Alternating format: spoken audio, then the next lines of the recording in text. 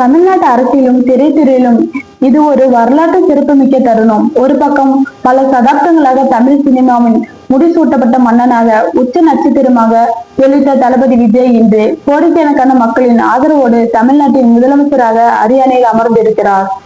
மறுபக்கம் அவரது திரையுலகம் பயணத்தில் இறுதி அத்தியாவசியமாக அமைந்த ஜனநாயகன் திரைப்படம் இதுவரை எந்த ஒரு இந்திய திரைப்படமே சந்திக்காத மாபெரும் சவால்களையும் வீழ்ச்சிகளையும் சந்தித்தது.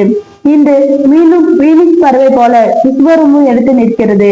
இந்த வீடியோவில் முதலமைச்சர் விஜயின் மாபெரும் அரசியல் வெற்றியும் மரண அடியை சந்தித்த மீண்டெழுந்த ஜனநாயகத்தின் திரைப்படத்தின் பின்னணியில் நடந்த அதிரடி திருப்பங்களையும் பற்றி விரிவாகவும் ஆழமாகவும் பார்க்க போகிறோம். தமிழக அரசியல் வரலாற்றில் எம்ஜிஆர் அவருக்கு பிறகு ஒரு முன்னணி நடிகர் நேரடியாக முதலமைச்சர் நாற்காலியை அலங்கரித்திருப்பது இதுவே முதல் முறை. தமிழக வெற்றி கழகம் என்ற கட்சியை தொடங்கி தனது முழு நேரத்தையும் மக்கள் பணிக்காக அர்ப்பணிக்க போவதாக விஜய் அறிவித்த போது அவரது கோடிக்கணக்கான ரசிகர்கள் ஒருபுறம் அதிர்ச்சி அடைந்தாலும் மறுபுறம் அவரது அரசியல் பயணத்திற்கு மாபெரும் வரவேற்பை அளித்தார்கள். தனது அரசியல் பிரவேசத்தை முறைப்படி அறிவித்த விஜய் தான் ஒப்புக்கொண்ட திரைப்படங்களை முடித்துவிட்டு முழுமையாக அரசியலில் ஈடுபட போவதாக கூறினார். அந்த வகையில் சதுரங்க வேட்டை, தீரான் அதிகாரம் 1, வலிமை, துணிவு போன்ற சமூக அக்கறை உள்ள அதிரடி படங்களை இயக்கிய இயக்குனர் வினோத் இயக்கத்தின் விஜய் நடிக்கும் திரைப்படமே அவரது கடைசி படம் என்று அதிகாரப்பூர்வமாக அறிவிக்கப்பட்டது. அந்த படத்திற்கு ஜனநாயகன் என்று பெயர் சூட்டப்பட்ட போது ஒட்டுமொத்த தமிழ்நாடும் அந்த தலைப்பின் வீரியத்தை உணர்ந்தது. இது வெறும் திரைப்படம் அல்ல, விஜயின் அரசியல் கொள்கைகளே அவரது எதிர்கால இலக்குகளை மக்களிடம் கொண்டு சேர்க்கும் ஒரு மாபெரும் KVN புரொடக்ஷன் நிறுவனம் மிக பிரமாண்டமான பொருள் செலவில் இந்த படத்தை தயாரித்தது. தளபதியின் கடைசி படம், அதுவும் முழுநில அரசியல் அதிரடி படம் என்பதுதான். இப்படத்தை கொண்டு வருவதற்கு உலகெங்கிலும் உள்ள ரசிகர்கள் வெறித்தனமாக தயாரித்துக் கொண்டிருந்தார்கள். படத்தின் ஒரு புறம் அப்டேட் இணையதளத்தில் புயலை கிளம்பியது. ஆனால் எதிர்பாராத விதமாக படக்குழுக்கு முதல் மாபெரும் நெருக்கடி தணிக்கை குழுவின் மூலமாக வந்தது. படத்தின் வீரியமான அரசியல் வசனங்களும் ஆளும் வர்க்கத்தை உழுக்கும் காட்சிகளும் இருந்ததால் சென்சார் போர்டு படத்திற்கு சான்றிதழ் வழங்க மறுத்துவிட்டது. ஒரு சாமானிய படமாக இருந்திருந்தால் சில காட்சிகளை நீக்கிவிட்டு சான்றிதழ் வழங்கியிருக்கலாம். ஆனால் இது விஜயின் அரசியல் பிரகண்டம் என்பதால் எந்த ஒரு காட்சிகளையும் சமரசம் செய்ய படக்குழு தயாராக இல்லை. KVN புரொடக்ஷன் நிறுவனம் நீதிமன்ற படிகளை ஏறியது. சட்ட போராட்டங்கள் தீவிரமாக நடந்தன. ஆனால் அங்கு உடனடியாக எந்த சாதகமான பதிலும் கிடைக்காததால் பல மாத இழுபறிக்கு பிறகு மீண்டும் சில திருத்தங்களோடு சென்சார்களுக்கு படத்தை அனுப்பிய படக்குழு மறு தணிக்கையில் இருந்த அதிகாரங்கள் தொடர்ந்து காலதாமதமாக செய்தது.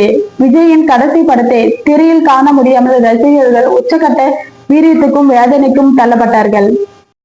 ஒரு கட்டத்தில் படம் வெளியாகுமா அல்லது நிரந்தரமாக மூடப்படுமா என்ற கேள்வி அனைவரும் மனதிலும் எழுந்தது. ரசிகர்கள் ஜனநாயகன் என்ற படத்தை கனத்த இயக்கத்தோடு மறக்க நினைத்த அந்த சூழ்நிலைதான் இந்த திரையுலகமே நடுங்கி போகும் அளவுக்கு ஒரு பேரதிர்ச்சி நிகழ்ந்தது. ஜனநாயகத்தின் படம் முழு பிரதியும் HD தரத்தில் இணையதளத்தில் வெளியாகி லீக் ஆனது. இது வெறும் வைரசி அல்ல, ஒரு திட்டமிடப்பட்ட சதி என்று பலரும் கொந்தளித்தார்கள். பல நூறு கோடி ரூபாய் முதலீடு செய்யப்பட்ட ஒரு உச்ச நட்சத்திரத்தின் கடைசி படம், அதுவும் சென்சார் பிரச்சனையில் சிக்கி தவிக்கும் போது எப்படி முழுமையான இணையதளத்தில் வெளியானது என்று பலரும் தலையை பீட்டுக் கொண்டார்கள். யார் இந்த துணிகர செயலை செய்திருப்பார் என்று பெரிய அளவிலான விசாரணைகள் தொடங்கின.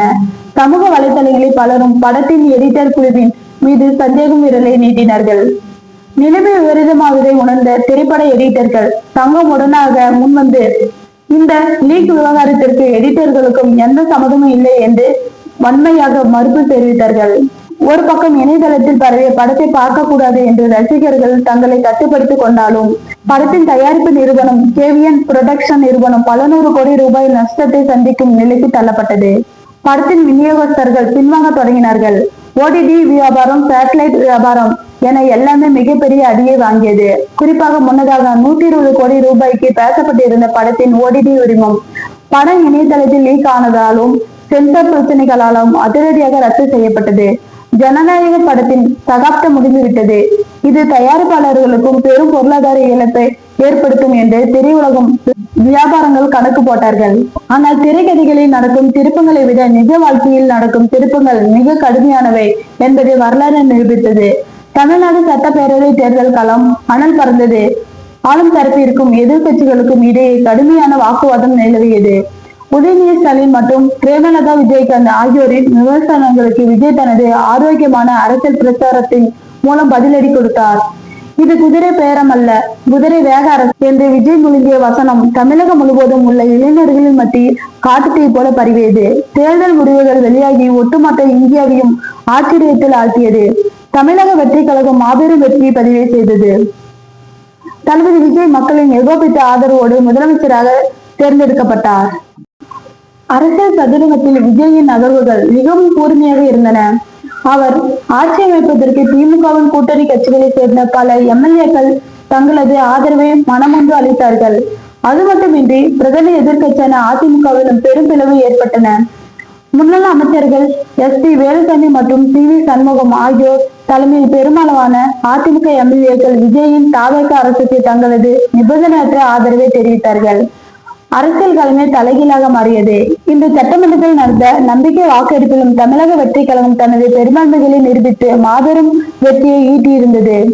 தமிழ்நாட்டில் முதலமைச்சராக தளபதி விஜய் அரியாசனத்தில் கம்பீரமாக அமர்ந்துவிட்டார். இந்த அரசியல் பூகமும் அப்படியே சினிமா வியாபாரத்திலும் எதிரொலித்தது. நேற்று வரை எந்த படம் இணையதளத்தில் லீக் ஆகி சென்சார் கிடைக்காமல் முடங்கி கிடந்த தயாரிப்பாளர்களுக்கும் நஷ்டத்தை ஏற்படுத்துமா என்ற விவாதிக்கப்பட்டது. அதே ஜனநாயகத்தின் திரைப்படம் என்று இந்தியாவிலே அதிக டிமாண்ட் உள்ள படமாக மாறியிருக்கிறது. காரணம், இது வெறும் ஒரு முன்னணி நடிகரின் கடைசி படம் மட்டுமல்ல, தமிழ்நாட்டின் தற்போதைய முதலமைச்சராக இருப்பவர் முழுநீள கதாநாயகனாக நடித்திருக்கும் படம். ஒரு முதலமைச்சரின் திரைப்படத்தை திரையரங்கிற்குள் பார்ப்பது என்பது ரசிகர்களுக்கும் பொதுமக்களுக்கும் ஒரு புதிய வரலாற்று அனுபவமாக இருக்கும் என்பதுதான் படத்தின் மீதமான எதிர்பார்ப்பு 1000 மடங்கு எகிரியுள்ளது.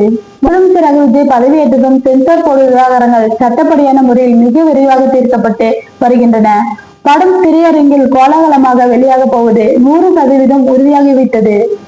இதனால் வீழ்ச்சியடைந்த படத்தின் வியாபாரம் மீண்டும் விண்ணை விளக்கும் அளவுக்கு சூடுபிடித்து தொடங்கியுள்ளது.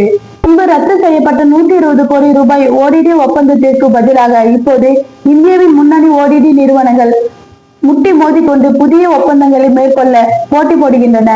இப்போதான் அரசியல் சூழ்நிலையிலும் முதலமைச்சர் என்ற பிரமாண்டமான அடையாளத்திலும் இந்த படத்தின் ஓடிடி உரிமம் 120 கோடி ரூபாயை விட பல மடங்கு அதிகமாக தொகையை, அதாவது ஒரு புதிய வரலாற்று சாதனையை படைக்கும் விலைக்கு விற்பனையாக வாய்ப்புள்ளதாக திரைத்துறை வட்டார மகிழ்ச்சியுடன் தெரிவிக்கின்றன.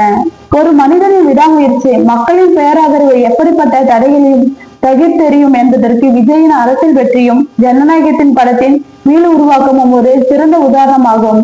பல தடைகளை தாண்டி இணையதளத்தில் லீக் ஆன பின்னரும் தமிழ்நாட்டின் முதலமைச்சர் விஜய் திரையில் தோன்றும் ஜனநாயகத்தின் திரைப்படத்தை கொண்டதாக தமிழ்நாடு திருவிழா கோலமாக போன தயாராகிவிட்டது. கேவிஎஸ் புரொடக்ஷன் நிறுவனத்தின் பல மாத போராட்டத்திற்கும் ரசிகர்களின் நீண்ட கால காத்திருப்புக்கும் ஒரு பிரம்மாண்டமான வெற்றி பரிசாக ஜனநாயகம் விரைவில் வெள்ளித்திரையில் அடியெடுத்து வைக்க போகிறது. இது வெறும் சினிமா ரீல்ஸ் அல்ல, ஒரு மாபெரும் அரசியல் திருவிழாவின் தொடக்கம்.